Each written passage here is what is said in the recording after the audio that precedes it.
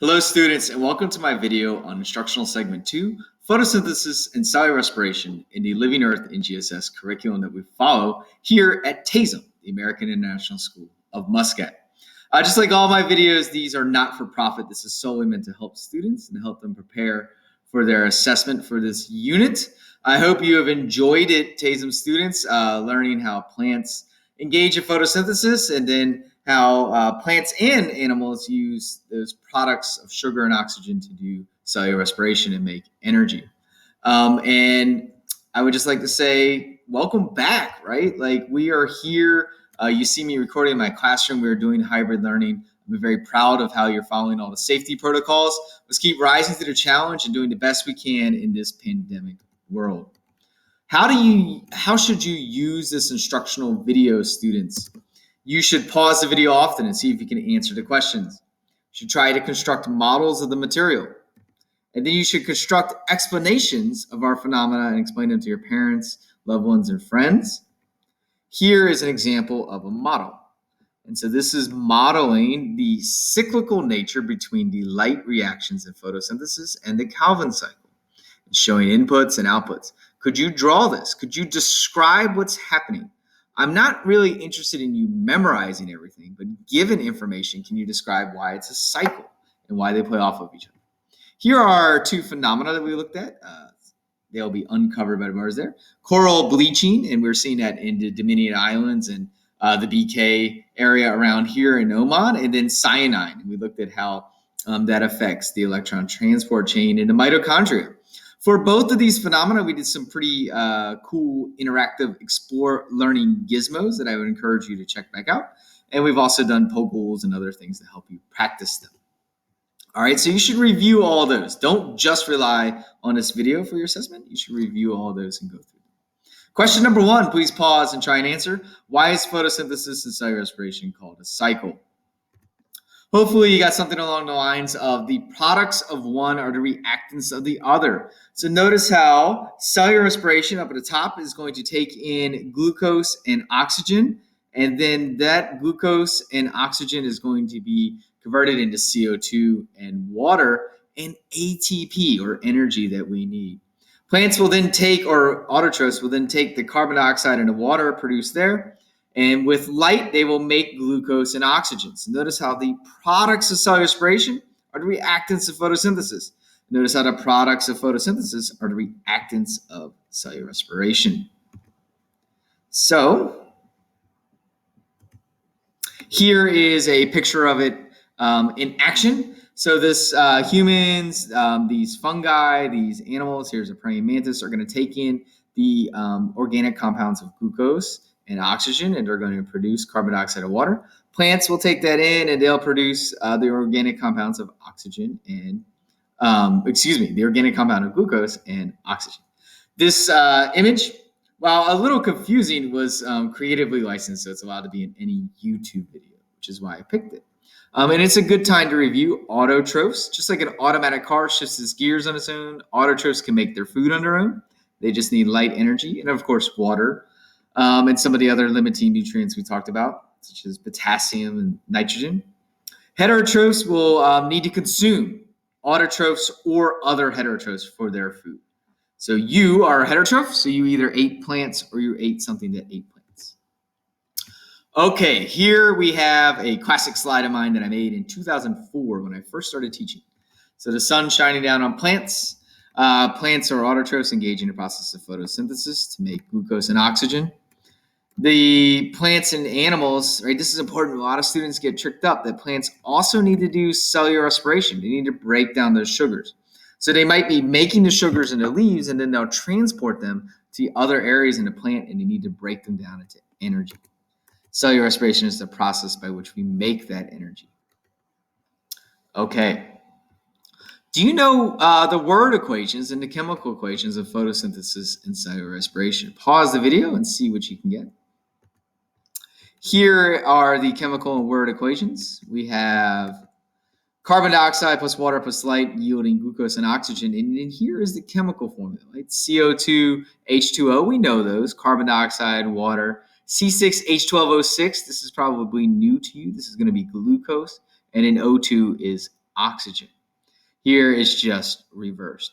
So the next question, and you did this for a warm-up one day, can you pause the video, rewind it a bit, and can you show why those equations are balanced?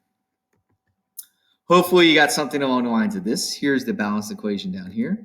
There's going to be 6 carbons on this left-hand side, right? So this is showing the process of photosynthesis.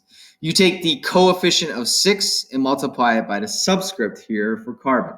If there's no subscript, it is assumed to be the number 1. So 6 times 1 is equal to 6. There's no other carbons over here. Hydrogen, well, let's see. Coefficient 6, subscript 2. 6 times 2 is equal to 12 hydrogens. Let's look at oxygen, and here's the tricky one. 6 times 2, so there are 12 oxygens if you draw the CO2 molecules. And if you remember, I drew them on the board for you, and we counted the number of oxygens. Here on this water molecule, if you draw 6 water molecules, you'll see that there's 6 oxygens. 6 times 1 is 6. So if you take the 12 and the 6 and add them together, you get 18 oxygens on this side of the equation. Over here, same thing, right? Let's look at this formula. You only have, if there's no coefficient, it's understood to be 1. So 1 times 6 would be 6 carbons. 1 times 12 would be 12 hydrogens. 1 times 6 would be 6 oxygens, and then you need to add this one over here. 6 times 2 would be 12, and you would get 18.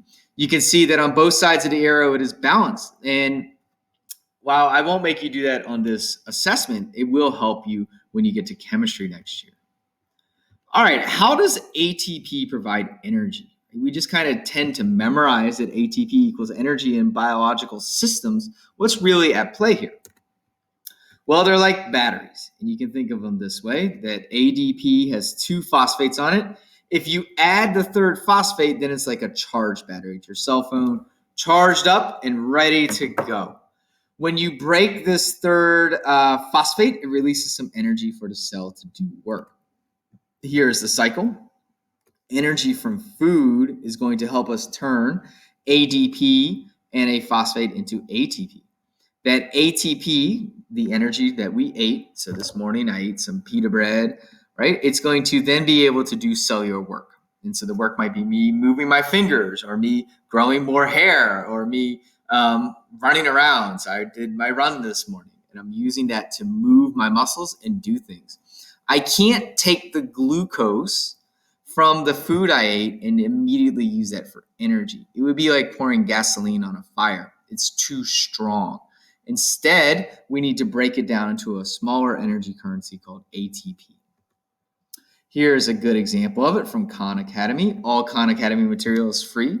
You can see that ATP, as you break off that 3rd phosphate, is going to give off some energy. Don't worry about this. These are, it's just telling you that water is required for this reaction. And then when ATP, or when ADP and a phosphate are put together to make ATP, that's going to require some energy. And if you remember, it's going to happen at ATP synthase. The energy is going to be provided by the proton gradient going through ATP synthase, or it can happen in what's called substrate level phosphorylation, where an enzyme helps to push it together. That's going to require energy, though. All right, why is photosynthesis vital to us?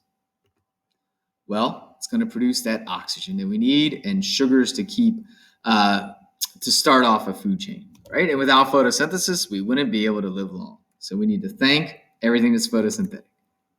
What's in a leaf? So real quick, here is a model of a leaf that I've showed you in class. So the top would be the waxy cuticle, and the bottom would have holes in it, the stomata, for exchanging gases. And then these cells right here are called the palisade mesophils, and that's where the majority of photosynthesis is going to happen. But how did he get it, right? Can you think about that for a second? Hopefully you get that they get water through their roots, because water is able to go up the plant through a process called transpiration. The water will then be able to be in the leaf area so that it can get used in photosynthesis. And then the actual leaf has the holes in it, the stomata at the bottom, where it's going to exchange gases. And so it can exchange oxygen and carbon dioxide there. There's some interesting twerks to this, because, right, it can get really hot, and the plant can lose a lot of water out of the stomata through the process of evapotranspiration. And so if you're interested in learning about that kind of stuff, you can see me for some extension projects, or you could sign up for AP Biology. All right, why are plants green for the most part? Plants are green for the most part because they reflect green light. This absorption chart is showing that blue and the red are really absorbed. There's different pigments within plants that absorb different wavelengths of light, but in the majority of them, they're going to reflect green, and green is not going to be absorbed. It's interesting thought, why aren't plants black and absorb all colors? And we think it might just make them too hot, right? And then they wouldn't work as well. So these pigments are within the photosystems that we'll go over in just a minute, and they're able to absorb the different spectrum of light.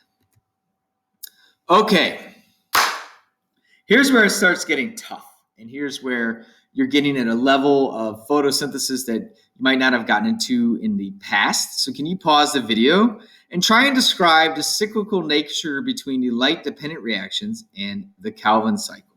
I've covered some things up. I'll try and post the slides with this, and you can uncover them to help you out and maybe give yourself a word bank.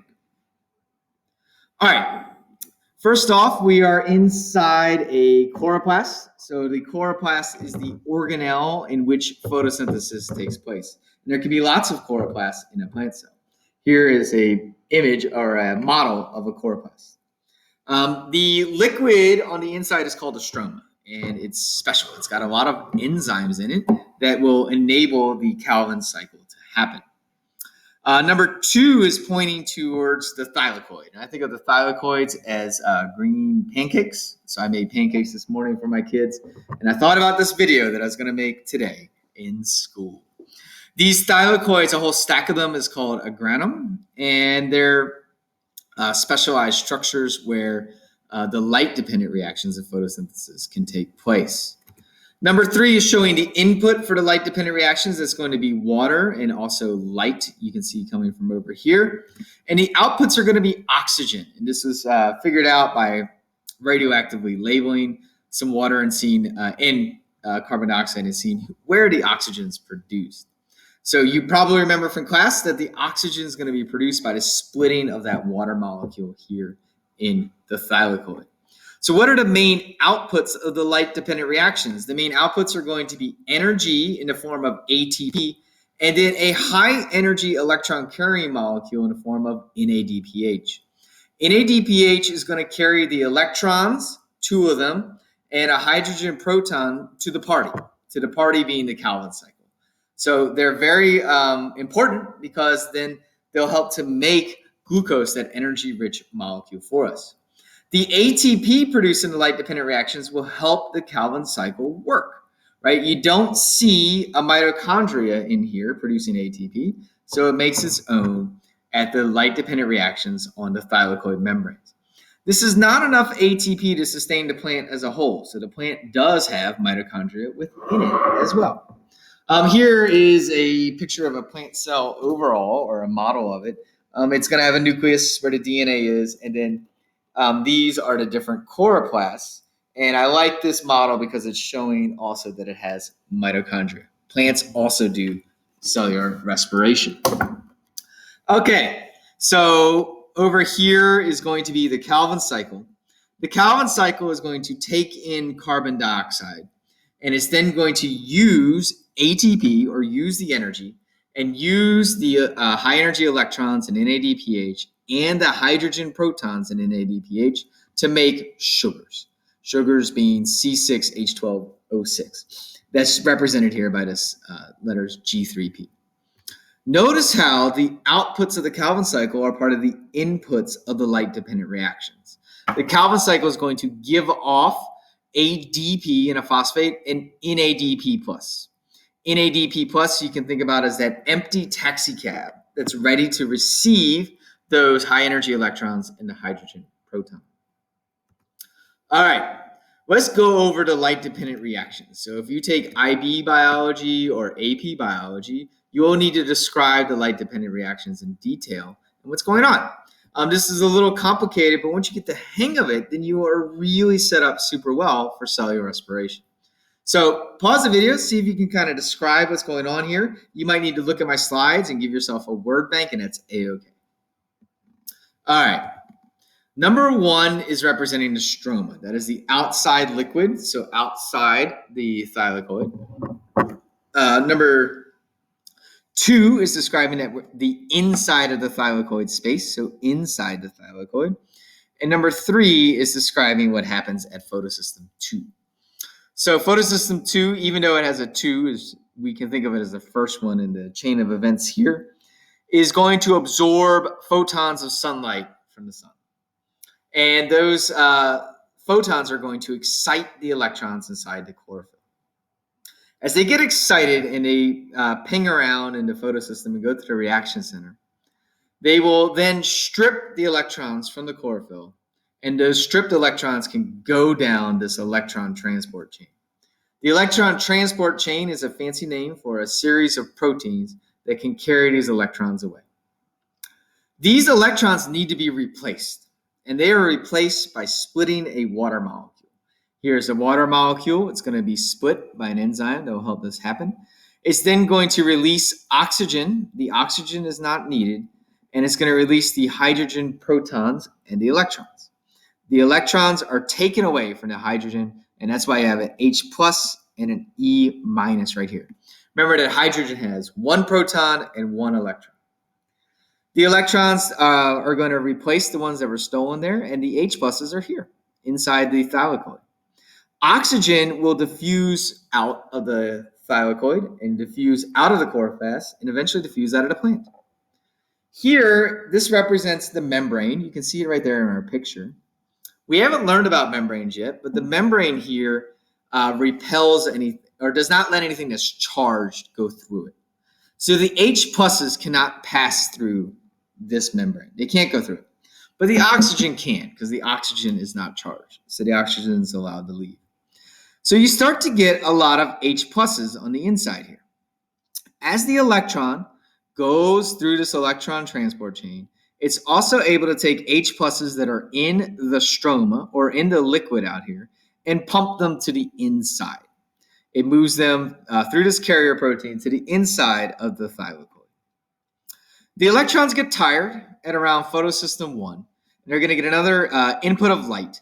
And there they'll beam up, and then they'll go to an important molecule called NADP+. NADP+ is going to be that empty taxi cab. It's going to accept 2 electrons and a hydrogen proton to become NADPH. It will accept 2 electrons and a hydrogen proton to become NADPH, and it will go off to the Calvin cycle. You now have a lot of H pluses on the inside of the green pancake, on the inside of the thylakoid. Those H pluses will diffuse through ATP synthase, and they will turn this rotor to make ADP in a phosphate into ATP. There's a lot of potential energy in here because there's a lot of H pluses, and they're going to diffuse from an area of high concentration to low concentration. That will be through ATP synthase, and they will make ATP. Here's another picture of it. So could you pause the video and describe what's going on here? All right. Hopefully you got the light excited these electrons. The electrons needed to be replaced by the splitting of water. There goes the oxygen. As the electrons go through the chain, they're going to pump hydrogen protons in here into the inside of the thylakoid. They will diffuse through ATP synthase. The electrons get excited again and then go into this carrying molecule called NADPH to go off to the Calvin cycle. Here's the big picture again, right? This is happening in the light-dependent reactions in the thylakoid. All right, we're off to the Calvin cycle. So the Calvin cycle you do not need to know for this class.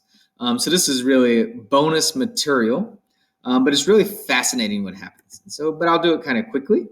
The enzyme Rubisco will attach carbon dioxide to a pre-existing molecule in the plant called ribose bisphosphate, or RUBP. This molecule will then immediately split into 2 3-carbon molecules, and here is where the process of reduction will happen. NADPH will come and will drop off its electrons on these 3-carbon molecules. When a molecule loses its electrons, it's called oxidation. So NADPH will be oxidized. It will give its electrons to this molecule. This is going to require some energy for these reactions and for moving around these bonds to happen, and that is provided by ATP. ATP gives off energy when that third phosphate is broken, and it leaves as ADP. These molecules, once NADPH and ATP have done their work, they will now have a lot more high energy electrons and a lot more hydrogen protons in them, and they will become glucose. Now, here's the interesting part. For plants, it's more energetically favorable to make this into a cycle. And so some of these G3Ps will go off to re-become RUBP again. So that way the Rubisco can fix it to it. So the cycle can continue. So it's actually more energetically favorable to do this than it is to take one carbon dioxide and start stitching them together. So just a cool thing to know about plants. All right, so we're almost there. All that's left after this is cellular respiration. Looks like I'm going to make it done before lunch. And so let's rock and roll.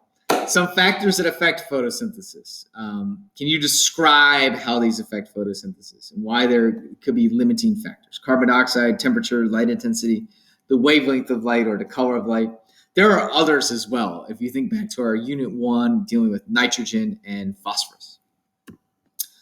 All right, could you construct a graph for this? Could you put rate of photosynthesis on the y-axis going vertical and the factor that affects photosynthesis on the x-axis? Here we go. Hopefully your graphs look something like this. And so we talked a lot about a car factory and how if you have all the materials, there'll be a rate at which the assembly line can go, the fastest it can go. But if you're missing a bunch of doors, then maybe it can only go this fast or produce this many cars because you're missing an important factor for photosynthesis or for the car factory to work. So here, it needs light to happen, right? And it needs, this is the intensity of light, how strong the light is, right? Like think about, very dim light versus very bright light. And I kept talking about how if you're running a farm, like a hydroponics farm, you'd want to know what wattage light bulbs to buy. At a certain point, it's just going to level off, right? The factory can't produce it any faster. The light-dependent reactions inside the chloroplast can only go so fast, and therefore, it will level off. All right, same thing with CO2. So the Calvin cycle reactions can only happen so quickly with the enzymes in them. So with the amount of CO2, it will eventually level off as well. All right. And then temperature is has more of a bell shape, right? So at really cold temperatures, the molecules don't move around as fast. So photosynthesis slows down. And at really hot temperatures, as you learned in your gizmo, that can mess up Rubisco and it might not work as well. So enzymes can denature in photosynthesis. All right. We didn't get to do hands-on labs with photosynthesis, and it's really a shame because there's so many fun ones to do.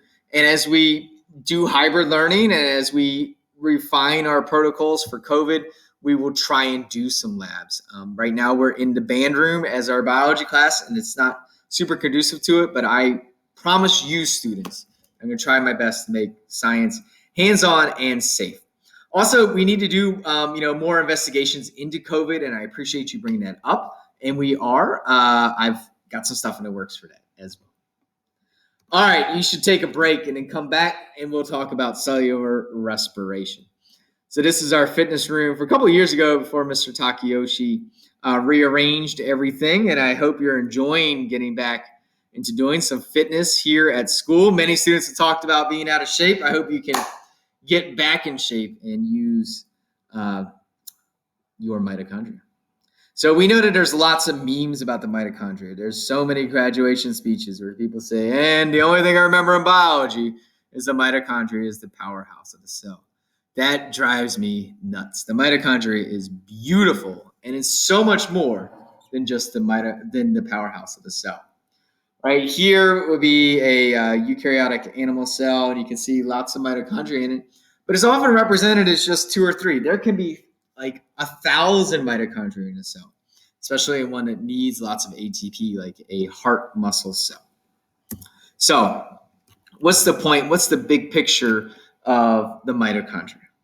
The big picture is this. You take in foods and you take them and start to break them down into their monomers like glucose, or you could also break down fats as well. You're going to take that and you're going to need to convert it into energy that you can use in your body. And so glucose will come to the cell. Your body secretes the hormone insulin from your pancreas, and insulin is going to say, hey, glucose, come on into all these cells. And so the glucose comes in, and in the cytoplasm of the cell, so not in the mitochondria, but in the cytoplasm, are lots of enzymes. And those enzymes, which are proteins, help to do the process of glycolysis. And glycolysis is going to split that sugar in half into what's called pyruvate. Pyruvate can enter the mitochondria, and it's going to enter and go into the very inside of the mitochondria called the matrix. In the matrix, it will undergo the Krebs cycle, represented here by the TCA or the citric acid cycle. They mean the same thing. And there, they're going to make lots of high-energy electron carriers, just like photosynthesis. If you remember in photosynthesis, we called them NADPH. Well, here we're going to call them NADH and FADH2. They're going to carry these high-energy electrons to the electron transport chain, which is going to be on the inner membrane of the mitochondria, where lots of ATP will be produced. This requires oxygen. If there's no oxygen, this cannot happen. If there's no oxygen, then we engage in a process of fermentation. And in humans, that produces lactic acid. And it keeps your cells being able to have energy for a while you don't have oxygen. Eventually, you'll need to replenish that oxygen debt. All right, here is a fun picture of a drawing of a mitochondria. This is going to be really hard, right? Could you model and describe glycolysis, model and describe the Krebs cycle, model and describe the electron transport chain? I would not give you a question, just like this on the quiz. I'm going to give you some help on it. I don't expect you to memorize everything, but I'm starting with that here on this slide so you can really test yourself. Here's some stuff that might help you, right? Glycolysis is going to take sugars and is going to make NADH and a little bit of ATP, right? That NADH will then come in here into the matrix. The broken sugar, the pyruvate, will then come in here into the matrix. And there it will be turned into more NADH and FADH2, right? And so by this point, we've made 10 NADHs, 2 FADH2s. And that's, taking all the high energy stuff from the glucose molecule. Now there's some stuff left over, and those leftover byproducts are going to be carbon dioxide. So just like the byproduct of splitting the water in photosynthesis is oxygen, the byproduct or the waste product of the Krebs cycle is going to be CO2. CO2 is allowed to diffuse out of the mitochondria and then goes into your bloodstream, into your lungs, and is diffused out of your body. The electron transport chain is going to take these NADHs and these FADH2s and is going to make a whole bunch of ATP. And it's also going to create water because the electrons to get rid of at the end of the chain will bond with oxygen and hydrogens to make water. And then it will make NAD plus and fat, right? It will make the empty taxicabs that need to be filled up with those high energy electrons and the hydrogen protons. So let's dive in a little more in depth. This is just showing where each process takes place. Glycolysis outside of the mitochondria, Krebs cycle or citric acid cycle, same thing on the inside, all the way on the inside in the matrix. And then the electron transport chain happening on this inner membrane. The reason the mitochondria has two membranes is that it was an endosymbiotic event. In other words, it was brought into a eukaryotic cell. It was its own bacterium. This is proven by Lynn Margulis. And so this was the own bacterium's membrane. And then this is the membrane from the ancestral cell. So that's two membranes, which is really important. All right, let's dig into glycolysis.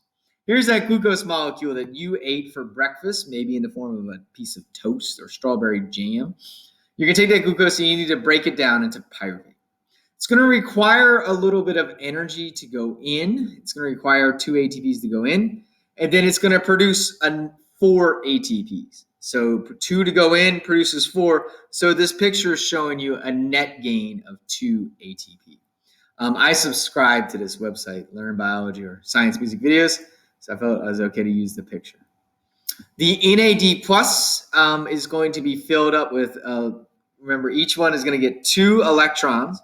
So if it gets 1 electron, it becomes NAD, and then another electron and an H plus, and it becomes NADH. So this molecule is carrying high energy electrons and a hydrogen proton. So the inputs were glucose, ATP, NAD plus. So glucose, ATP, NAD plus. What came out of it? A little bit more ATP, some NADH, and pyruvate. All right, the Krebs cycle is quite complicated. You do not need to know all of it. You don't even need to know all of it if you take AP biology, but it is a fascinating process.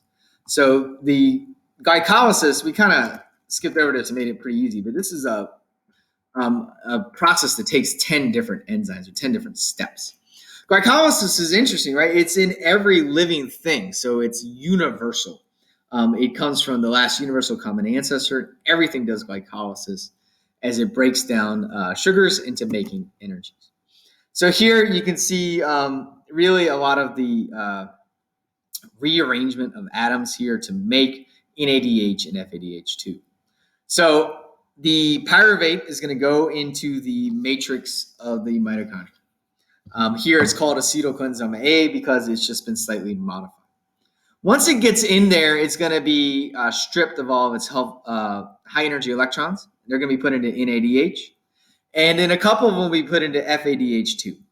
You can think of NADH as Uber and FADH2 as Lyft, right? They're 2 different taxi cab companies. Or here in Oman, we have those orange taxis and the Swallow taxis, right? And so if they're empty, they're not carrying things to the party. If they're full, they're carrying them to the party of the electron transport chain. So here the NAD plus is going to get those electrons and carry them to the electron transport chain.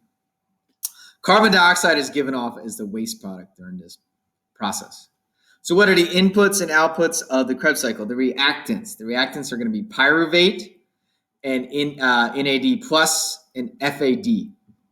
So pyruvate, NAD plus, and FAD. What will come out of it is going to be NADH, so the full taxicabs, FADH2, another full taxicab, CO2 as a waste product from that pyruvate, and we're going to create 2 ATP molecules during this process. It's not featured here, but it will create 2 ATP molecules that can be used in the cell. So far we've only made 4, and we need a lot more than that, and a lot more comes from the electron transport chain. So this we reviewed a couple times in class, so can you pause the video and describe what's going on? All right, here we go. NADH and FADH2 are going to come to the electron transport chain, and they're going to drop off their electrons. They're also going to drop off that hydrogen proton. Those electrons have a lot of energy. They're going to go through this chain. We call these carrier proteins. And when they go through each carrier protein, they're going to pump a hydrogen proton into the intermembrane space. This is here, in between these 2 membranes, between the inner membrane and the outer membrane. Inter means between.